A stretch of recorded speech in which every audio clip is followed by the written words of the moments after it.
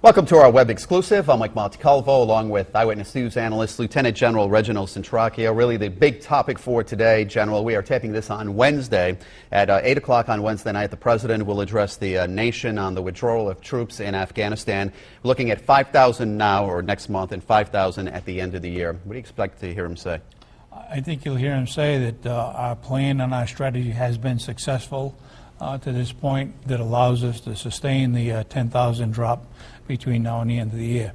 Of course, you know, it's going to be really dependent upon whether, in fact, the American people can be convinced that this is the right thing to do and that we're not going to compromise U.S. security or world security by taking troops out and having that void filled and have a backfill of the Taliban once again. And I think it has much to do with the security and the ability of the Afghan forces to maintain its own security. That'll be the continuation from now until the end of next year when we look at another slice of the 100,000 troops coming out of there. Well, 27 senators on Tuesday urged the President to basically just get out, not just the 10,000 troops that he's going to be talking about. And they're claiming that the American people are just tired of this 10-year war now, and that's why they want them out. Most likely they have a point there, but at the same time, you know, the average American individual doesn't really have a full depth of what the war is and why we're there. You know, it would be very easy just to pull out and not understanding that if you pull out, you're going to get a backfill of what it was before we even went in there, because the Afghan forces are not secure enough to maintain their own security. And for us to pull out prematurely, you would unleash a whole brand new set of challenges that we would be unable to meet unless we put more troops back in. Okay, that date you're talking about is 2014, when we're supposed to be totally out of there. That's correct. Is that ever going to happen? Well, I think as we look at it right now, once again, it depends on whether, in fact, we can convince the National Security Council and who's ever in office at that time that it is a safe thing to do and that we're not going to compromise world security by having a safe haven for the Taliban and other insurgency groups to take place and take hold again in Afghanistan like they were before 9/11. Well, General, there's this notion being floated around now that the possibility of negotiating with the Taliban. Now, I thought we never negotiate with terrorists. Well, I'm not sure we're driving that. We need to be part of that, but I think it's Karzai who's trying to negotiate with the Taliban by making them part of the government of Afghanistan. Whether that's possible or not, I'm really not sure at this point, because once again it depends on the agenda of the Taliban, whether they can in fact concede different points as it relates to having a presence of the U.S.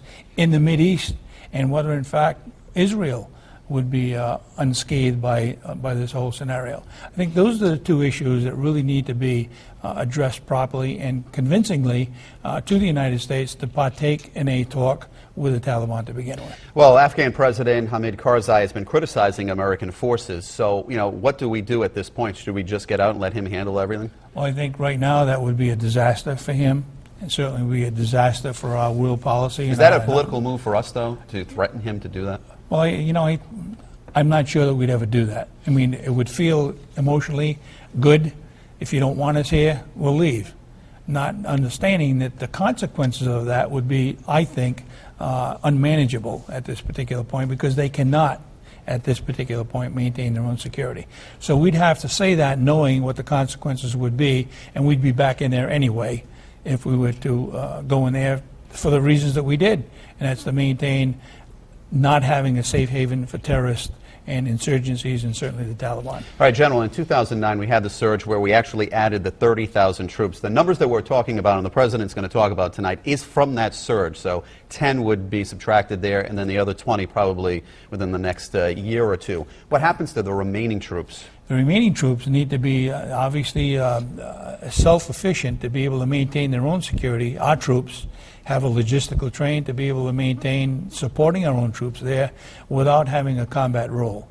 Now, if you're attacked by an insurgency of those 70,000 troops left, you're going to have to maintain some kind of a security to protect what we have in place. That's going to be a true test as to whether, in fact, we can maintain our own security with 70,000 troops, continue to support the Afghan security forces all at the same time. That's going to be a huge challenge if, in fact, the Afghan army and security forces in Afghanistan are not ready by that time. Did the surge work, in your opinion? I think it did. It got us to the point we're at right now, and that is that we have the majority of Afghanistan secure. Of course, you see these little sporadic things happening. That'll continue to happen right along.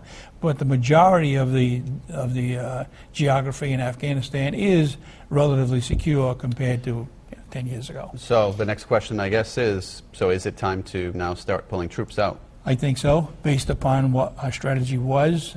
We feel at this point that the Afghan army and security forces are coming up to speed to be able to maintain their own security, at least on a limited basis, allowing us to bring out some troops.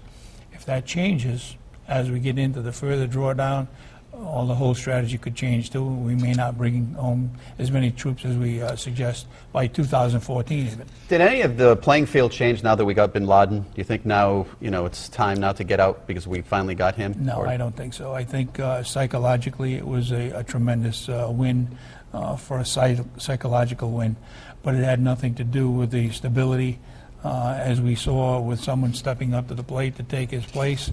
And the only thing that would probably seem beneficial to us is that there seems to be more of a fragmentation of Al-Qaeda that didn't used to be the case before bin Laden was taken out. But now I'm seeing, at least from my observations, that there are many factions within Al-Qaeda now that does not have a loyalty to one individual.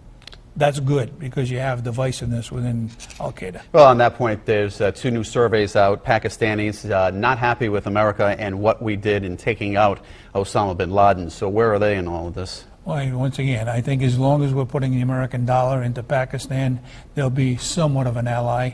But at the same time, we need to be cautious as to what kind of intelligence we let them have. And as we continue to negotiate taking terrorists out of Pakistan itself. If you tell them, we won't be able to obviously extract any more leadership of Al-Qaeda. If you don't tell them, we're still going to suffer the consequences of them being angry at us. So at some point, we'll have to have a meeting to say, if you want our continued support in the form of the American dollar, this is what you have to do. If you don't want it, then we're out of here. The problem is, once again, we pull out not only with our troops in that area and monetary support to Pakistan. I'm convinced that they will probably be very much aligned to Iran. What about the repayment of debt from Afghanistan or even Iraq? I think at some point, if I were the President of the United States, I would tell them, look, we're going to start to take payback on what it cost us to negotiate this war. When it's fully paid, then you can make a decision as to whether you want us here or not. In the meantime, and I know this is going way out on a limb, but at the same time, we're putting American lives and wealth in the form of protection. The least they can do is to give it back to us in the form of oil. So why don't we hear that? Well, I don't think you have the political will for anybody to say that. Certainly not those in office, and those that want to aspire to some kind of an office wouldn't say that. But I'm speaking from my own. Well, what about people like Gates, Panetta, and Petraeus? They probably have said that, but I'm sure that they're not going to go public with it because we don't know what Gates is going to say after he retires, such as we saw McNamara divulge some of the thoughts that he was having even with Kennedy during Vietnam. So we may very well see some of the inner feelings and some of the things he talked about, Gates that being, with Obama as well as with Bush. Well, Secretary of Defense Robert Gates is retiring. Leon Panetta was confirmed by the Senate. He is taking over. Seamless transition here? I think so. I think you'll see a seamless transition, which is normal for the military. You won't see a tremendous change in strategy. You'll see basic compliance with what we've set out to do, and that's to ensure that we can maintain security both in Afghanistan and Iraq and limited operations under NATO with Libya. Well, General, obviously the President is the Commander-in-Chief, but what type of influence will the Vice President, Leon Panetta, and others have with him? I think they'll give him numerous options, even giving him the best of some scenarios or the better of two. And I think if the National Security Council, which is obviously comprised of the Vice President and senior leadership of the military and others, they'll most likely give him some options that he can in fact live with and also meet some of the criteria he set upon when he ran for office. A hard decision, but I think what we'll see in his speech is that he'll obviously select the better of the two options that he's given by drawing down some troops, but we'll always hear, I'm convinced we'll always hear at the end of his speech, providing Afghan can maintain its own security. That's got to be the basic common denominator for any future moves for troop withdrawal. Well, the president's looking to cut $400 billion over the next 12 years from the defense budget. What about cyber warfare? Is this playing in a major issue here? You know, yesterday and today we saw some significant movement in reference to strategy as it relates to cyber warfare. I've said this for several years now. I am concerned that that is our most weak and vulnerable point in the overall defense of the United States. We rely so heavily on information technology. All of our drones, as an example, our weapons technology, our troops and how they train are totally dependent upon information technology. If we were to compromise our ability to converse with satellites and other information technology that we've put in place, then you may as well just go home, because it's impossible to operate the kind of weapon systems we have without being dependent upon the technology that we so heavily rely on. All right, quickly, General, closer to home, Providence firefighters strike a deal with the mayor. They're going to go from minimum manning from 92 to 90. They made some concessions, so there will be no layoffs with Providence firefighters over the next 5 years. Police department still has not worked out a new deal. Do you think now at least this is the setting now for them to do something? I think so. If they're smart, they will. At the same time, I don't think you'll see as significant a change as we saw in the fire department, keeping in mind that the Providence Police Department does not have a contract in place, so there's nothing to really negotiate from one point of view. I think you'll see a lot of concessions made, but I'm hopeful that the concessions they make would be to understand you can take away a little and maintain a lot in reference to the number of police officers. Without compromising public safety? Without compromising public safety. I think there's always something there that we'll be able to do.